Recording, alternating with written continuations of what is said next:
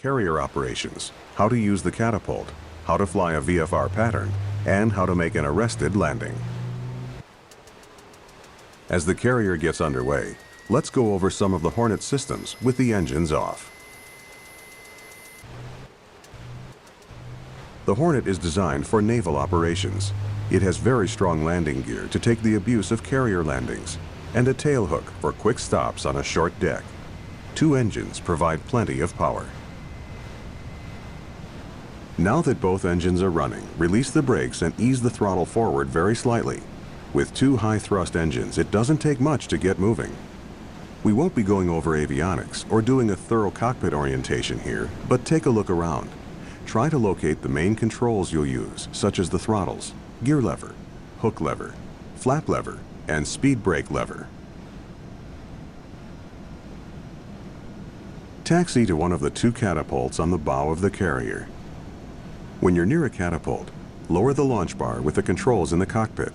Then press Shift-I to attach and arm the catapult. Be sure the brakes are off. We'll fly a left-hand traffic pattern. The standard VFR pattern from a carrier is flown at 600 feet and 150 knots. But in this tutorial, we'll fly it at 2,000 feet and 200 knots to make it a little easier.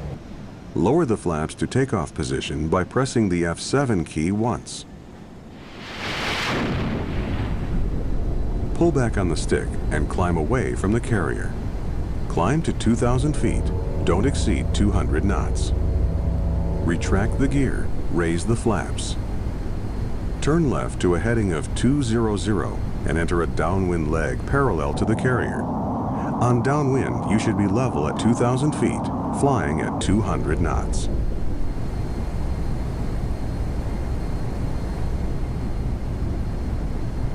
Descend to a pattern height of 2,000 feet for this tutorial.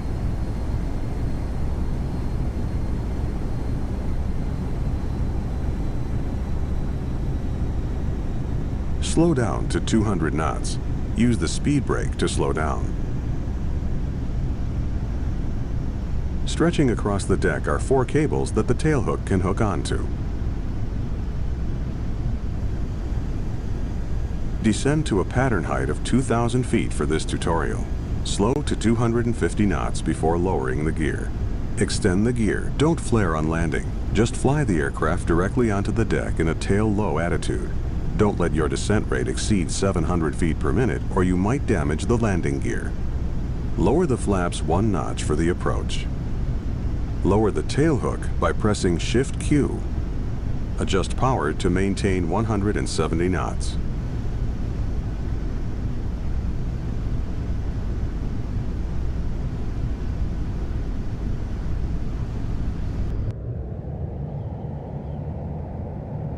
Make a 180-degree turn to the left and line up for landing. The landing signal officer will give you some guidance on final if you need it. Wave off means you're not in position to land. Bolter means you missed the cables.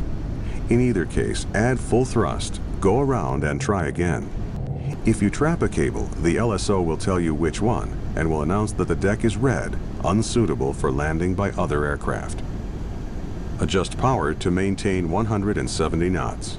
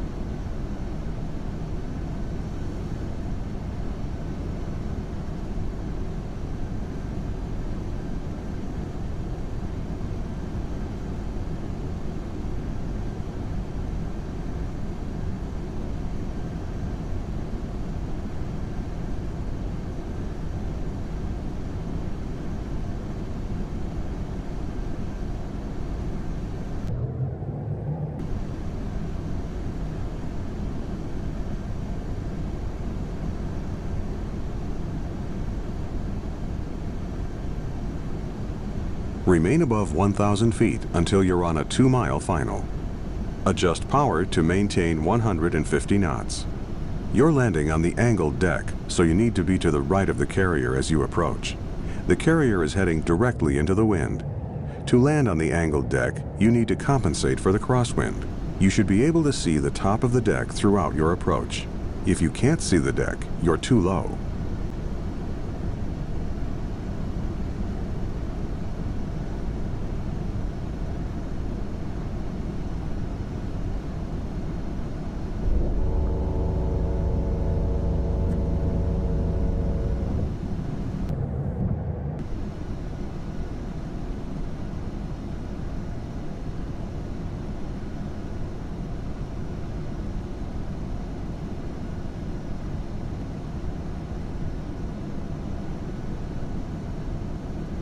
Lower full flaps and maintain 130 knots.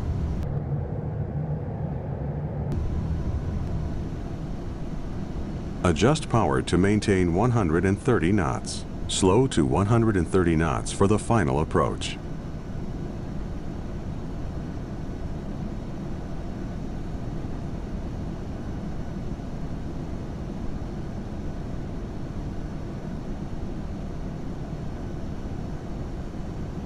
You're high. 355, 3/4 mile. Call the ball. The ball is the yellow indicator on the visual landing system on the left side of the flight deck. If the ball is higher than the row of green lights, you're too high. If the ball is lower than the green lights, you're too low. If the ball is red, you're dangerously low. You're high.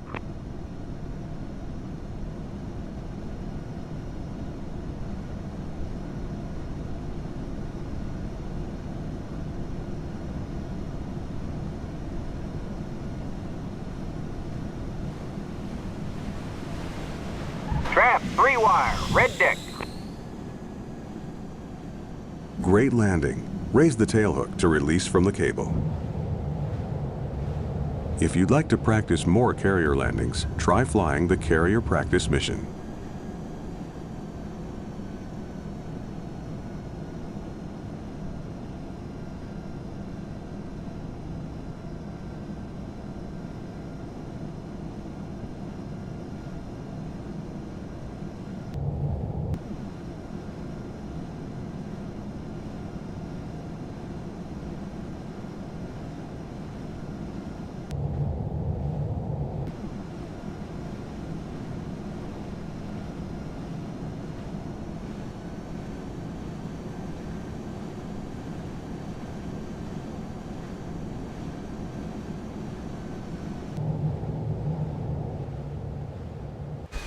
The Hornet has 6 stages of afterburner, which ignite consecutively as you advance the throttles past maximum military power.